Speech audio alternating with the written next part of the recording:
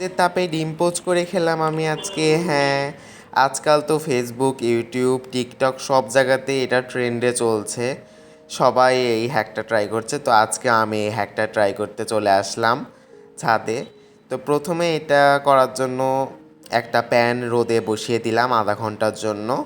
তারপর আধা ঘন্টা পর এসে এখানে সামান্য পরিমাণ তেল দিয়ে দিলাম। তারপর তেলটা দেওয়ার পর আমি আধা ঘন্টা রেখেছিলাম। আধা ঘন্টা পর একটা ডিম দিয়ে দিব। এইবার ডিমের সাথে কিছুটা পরিমাণ লবণও দিয়ে দিলাম। ডিম আর লবণ একসাথে দিয়ে ঢাকা চাপা দিয়ে রেখে দিব আধা ঘন্টা সময়ের মতো। তারপর আবার আবার আধা ঘন্টা পর আমি চলে আসলাম আমার ডিমটা কী অবস্থায় আছে সেটা দেখতে।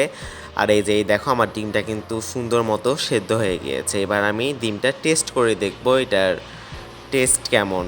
টেস্ট করার জন্য আমি এই যে ছায়ার দিকে চলে আসলাম, ওখানে তো অনেক রোদ।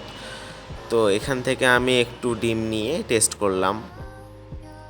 মোটামুটি আমার কাছে ভালোই লেগেছে, খুব একটা খারাপ লাগেনি। কিন্তু তোমরা কি ভাবছো, সত্যি এই ডিমটা রোদে পোস্ট হয়ে গেল? কিন্তু সেটা তো হয়নি। তোমরা বিহাইন্ড দ্য সিনস দেখো। আধা ঘন্টা পর যখন আমি এসে দেখি, দেখো ডিমটা কিন্তু যেরকম সেরকমই আছে, কিচ্ছু হয়নি রোদের তাপে। তারপর আমি বাসায় নিয়ে চলে আসলাম ডিমটাকে, নিয়ে এসে চুলায় দিয়ে দিলাম।